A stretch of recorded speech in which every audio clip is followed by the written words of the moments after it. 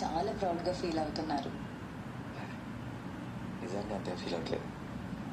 మా అమ్మ నిజంగా ప్రౌడ్గా ఫీల్ అయితే కలంటి నీళ్ళు అలా కారిపోతాయి. చిన్నప్పుడు నేను హీరో అవుతాను అన్నప్పుడు చూడాలి అసలు మా అమ్మని. ఇదంతా జస్ట్ నా సాటిస్ఫాక్షన్ కోసం అంతే.